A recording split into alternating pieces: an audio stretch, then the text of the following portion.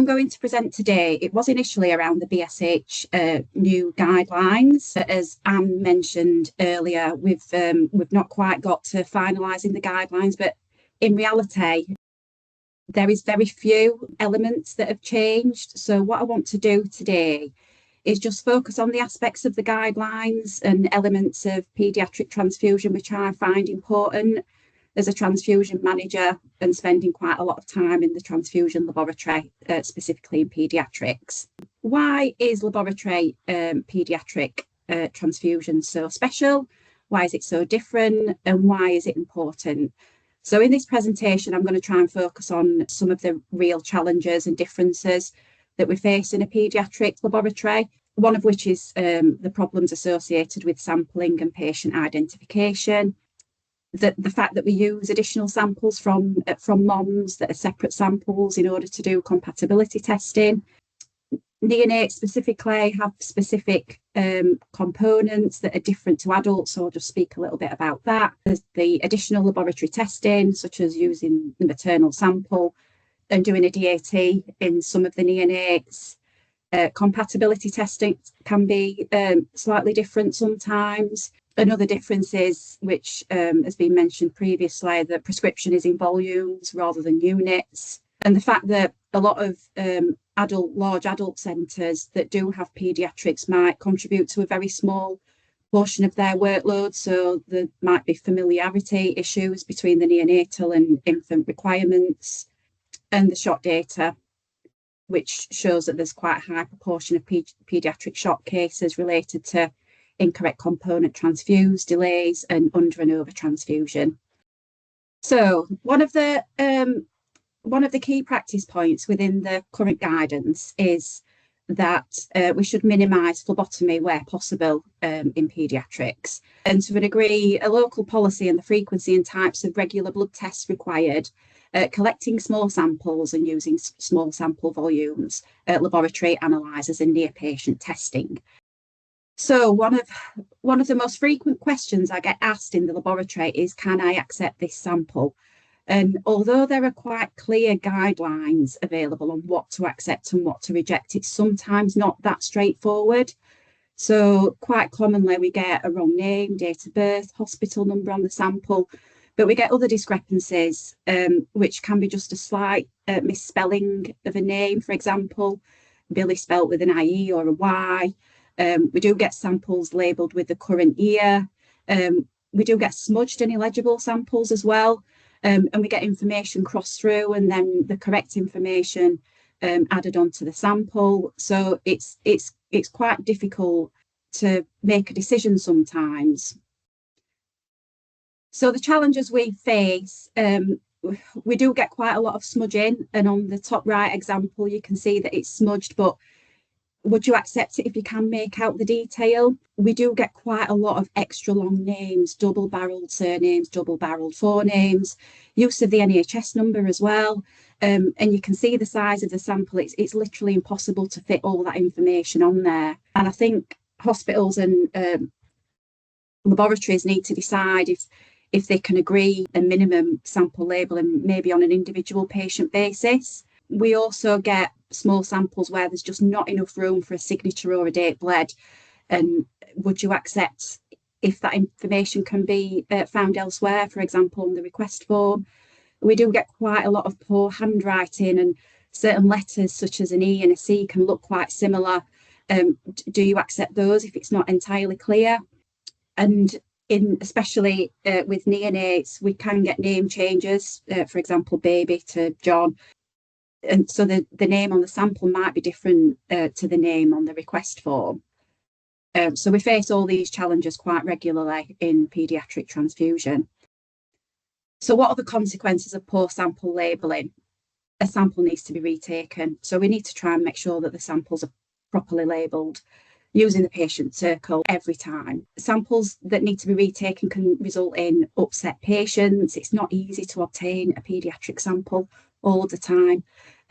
Angry parents as well. It's their little one that's having to go through all this. It's quite upsetting to see. Also, maybe a grumpy doctor if they've been asked to do something again. We do get some conflict between the clinical area and the laboratory in relation to inadequately labelled samples. Phlebotomy associated anemia, we want to avoid this where possible because it can result in unnecessary transfusion. Extra work for the lab, having to reject the sample, then retest another one. Extra work for the ward staff, they've got to take another sample. Potentially a delay to transfusion, possibly short reportable, and longer attendance in hospital if we're rejecting samples, especially for the repeat transfused patients, such as the thalassemia patients. It results in a longer stay in hospital and a longer time away from home and school. Just a little fact there in the top right hand corner that trying to keep blood sampling to a minimum. 0.5 ml sample taken in a 50-gram infant is equivalent to 70 ml being taken in a 70-kilo adult, which is quite a lot. And if you're taking that quite regularly, it can have an impact on the patient. So what we need to remember is phlebotomy is a minor surgical procedure and can be quite upsetting and sometimes traumatizing for children. So this should be kept to a minimum. We need to ensure good incident reporting and patient safety culture is in place. So reporting areas that are repeatedly mislabelling samples or not labelling samples at the bedside, but whilst maintaining a zero tolerance approach.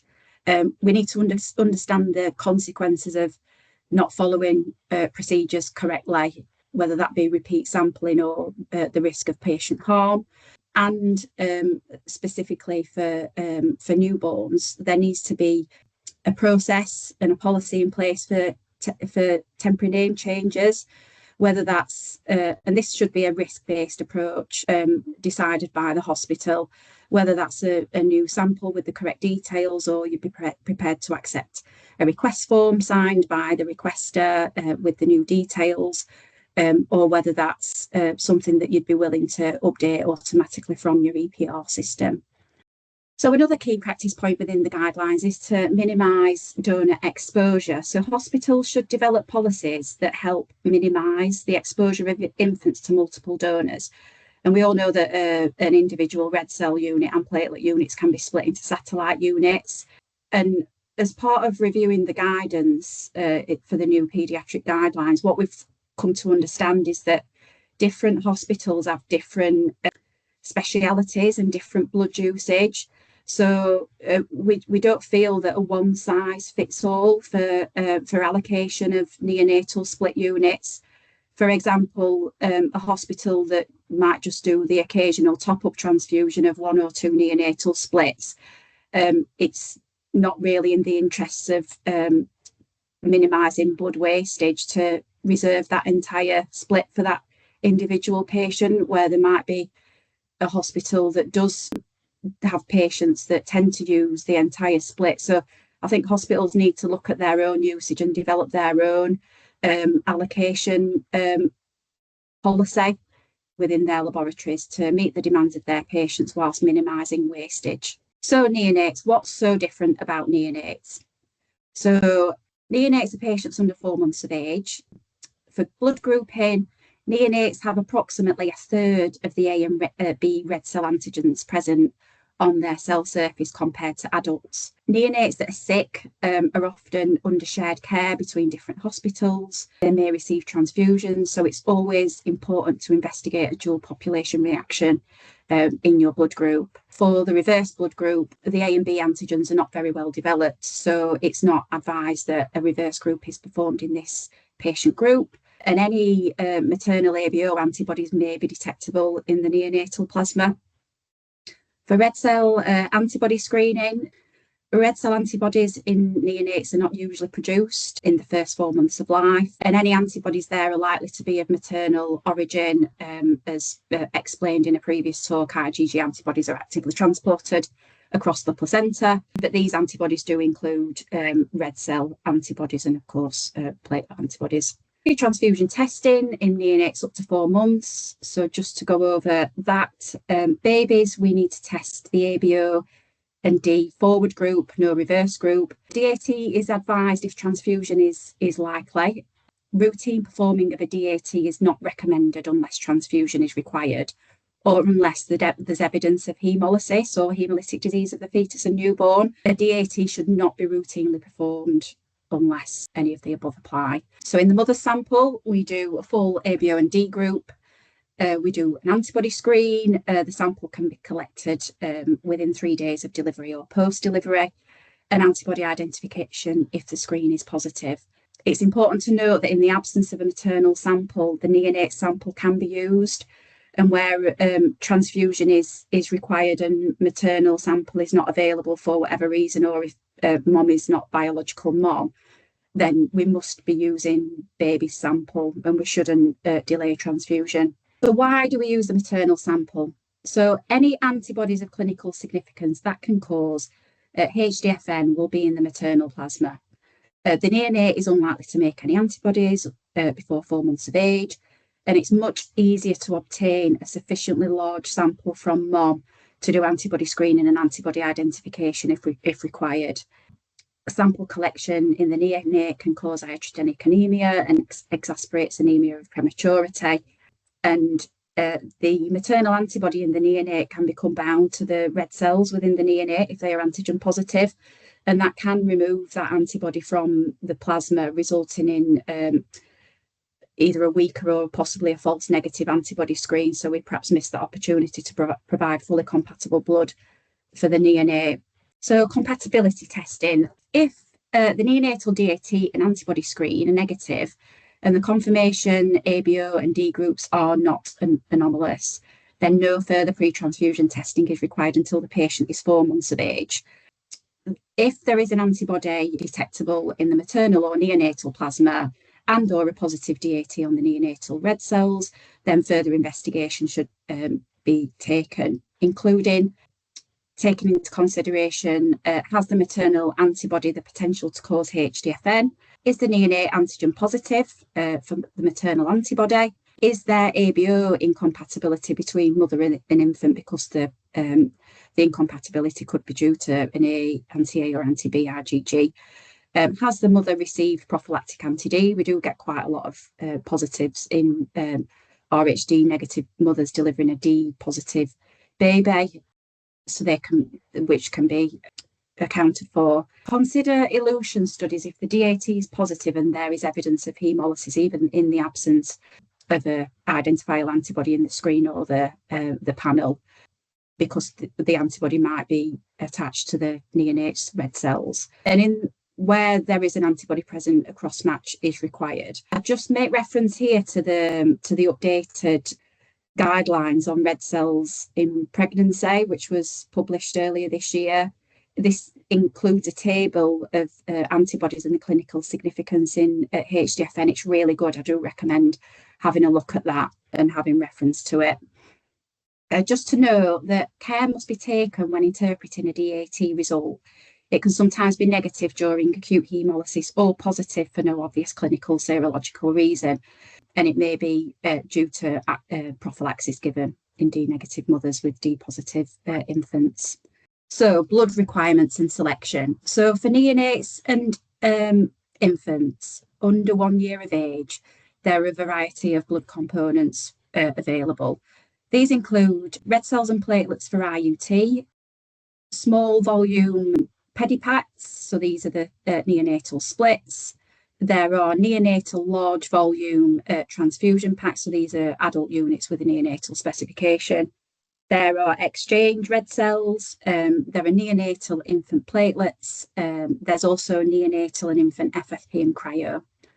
So blood requirements for patients up to 1 year. So these components, as listed previously, have got additional special safety requirements as defined in the Red Book. The hematocrit does vary between the different component types for IUT exchange and pedi splits, so it's important to understand what these hematocrits are, especially if not used for the indication originally indicated. The units for under 1 year olds also go under more sensitive antibody screening.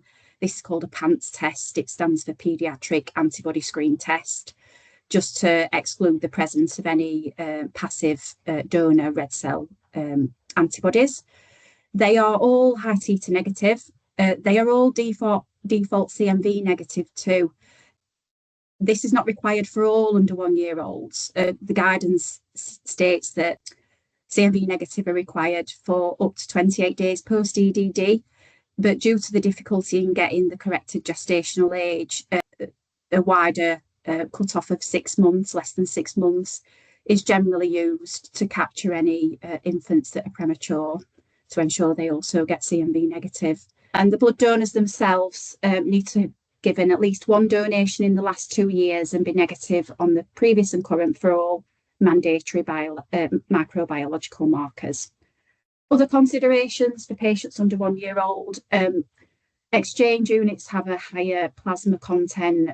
So if these units are Group O and they're given to a non-Group O patient, the risk of hemolysis should be assessed, because there could be passive anti-A and anti-B, even though they are RT negative, because there's extra plasma in there. Units should be irradiated for IUT and irradiated for exchange or post-IUT if this does not cause delay. A previous IUT should be irradiated for up to 6 months old. So we've done under 1 year old. So these are requirements for patients up to 4 months of age. Unless your local policy is to issue only Group O, which I think a lot of hospitals is, unless they're a high user of neonatal units, then red cells must be of an ABO group, which is compatible with both mother and infant. And if the maternal blood group is unknown or uncertain, then Group O red cells should be selected. And that's just a reference to the guideline. So blood requirements for patients from 1 year of age. So once the patient reaches 1, they can be given standard adult units, and special requirements as for adult patients. Nothing other than that is special about these units of blood, other than the prescription. The prescription should still be in mils for these patients.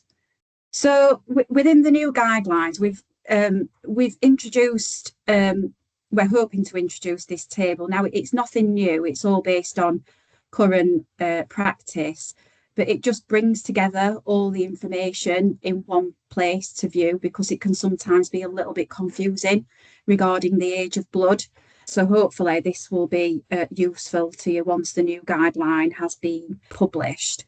The only difference is we've included reference to a recent guidance on the age of blood for sickle thalassemia and other transfusion-dependent patients. And this guidance was a joint statement from NHSBT, NBTC, and the UK Transfusion Society and Sickle Cell Society, which released information describing the requirement to remove age requirements of blood. And this was based on literature reviews that have identified limited evidence to support transfusing fresh blood in adult patients, and the red cell maximum age requirements are not in place in other countries. So the recommendation to remove the maximum age requirement for red cell transfusion primarily applies to hemoglobinopathy patients. It should be emphasised that red cells up to standard shelf life are considered appropriate for transfusion for other patient groups, apart from neonates and infants receiving large volume transfusions. And other requirements such as matching for RH and KEL type should continue to be adhered to. So this is just an extract of that guidance, and I do raise this because NHSBT are starting to challenge requests for fresh blood. So within this guidance, it states that recommendations continue to apply age-restricted red cell units. So within this, it says that we should, for neonates and children less than 1 year of age, and those age restrictions come from 2 separate guidelines. There's the laboratory section of the sickle cell guideline, where exchange units should be less than 10 days old and less than 7 days for exchange. But we do need to bear in mind what the requirements are for neonatal large volume top-up, which is less than 5 days. So we need to use these in conjunction with each other. And for thalassemia top-up patients, less than 14 days. So I don't intend to go into this in any detail. So these are the specific requirements regarding ABO selection for plasma-based components. The reason I've included this is within my laboratory, I find this really useful to just have on the wall or on the freezer as a quick reference guide for your tired BMS that's been working all night, that's potentially low working and distracted. Because the rules are different for platelets and FFP and cryo compared to red cells, it's quite useful to have this handy reference so they're getting out of the freezer or the platelet incubator the correct blood group component. Now, the LIMS should have safeguards in place to prevent issue of any incompatible units, but it just might save wastage of a unit of FFP if it's put in the defroster, and it might potentially prevent any delays if this is easily accessed to prevent the incorrect selection. Just a bit about granulocyte transfusions as well, because again, the rules are different to any other components slightly. So like red cells and other components, they need to be ABO identical and D identical for granulocytes because of the significant red cell contaminant. And for this reason, they should be high titer negative for anti-A and anti-B as well. They should all be irradiated to inactivate the lymphocyte proliferation. It's the granulocytes that we're interested in getting in the patient, which are end-stage cells, and irradiation doesn't affect the functionality. CMV negative for those at risk of CMV disease. Granulocytes can be issued via electronic issue or immediate spin cross-match, but no further matching is required. And that includes to prevent sensitization or for antibodies. So if you request KEL negative for females, this is not required. Or if you've got a patient with a clinically significant red cell antibodies, such as anti-JKA, you don't need to request JKA negative granulocytes either.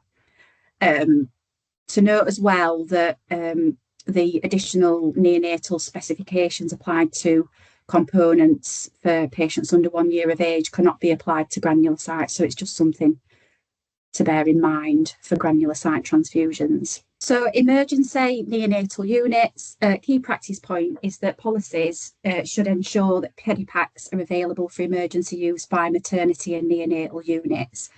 It's quite important to make a clear distinction between these two different types of units to prevent incorrect units being given to mom and baby and vice versa. And consideration of the age of the neonatal unit needs to be taken into consideration to ensure that the units are fresh for resuscitation if they are used for resuscitation in that area. So just a reminder that volume and prescription is quite important, and this is just a case study from SHOP that I've extracted from their recent case studies, where a unit of red cells was prescribed for a patient without considering the prescription volume, and this resulted in the HB post-transfusion. So recommendation. So laboratories should have a specific processing and policy in place using a hierarchy of specific requirements for issue of emergency blood components, specifically where neonatal blood components aren't available for patients under 1 year of age. So this hierarchy should follow, should look at the most important things really, such as ABO compatibility, antigen negative with maternal antibodies. So the main point here is that it needs to be agreed with the hospital and the hospital transfusion committee whether there's a pre-agreed hierarchy for concessionary release, or if each individual concession needs to be run by a consultant haematologist. And that should be documented somewhere because what we want to avoid is delays in transfusion in this patient group.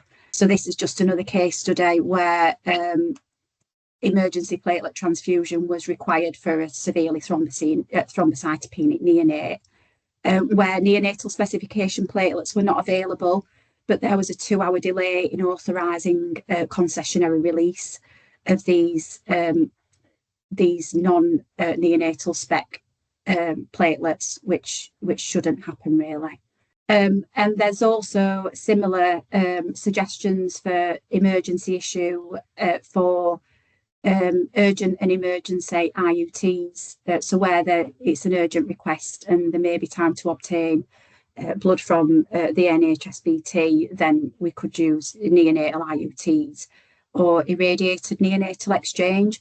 But in an emergency, we might need to consider using other components such as just, excuse me, standard neonatal units, non-irradiated units and non-irradiated adult units.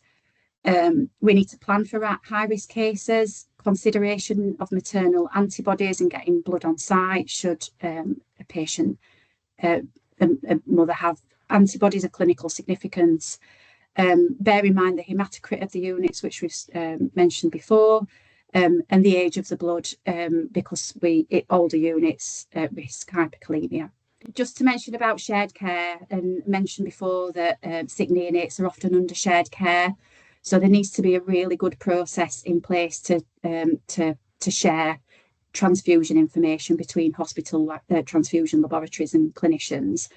And I just wanted to share, we do have a form within the BSH guidelines, the neonatal ones, but I just wanted to share the recent SHOT tool, which I think is really good. It does cover all the key information required. It's very thorough.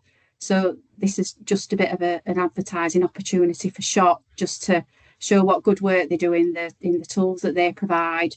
And it does go on to another page covering key clinical information. So I advise you take a look at that and utilise it where possible. Just acknowledgements to SHOT for their education material and the tools and all the work they do. It's really useful. Thank you. And these are just the references I've used.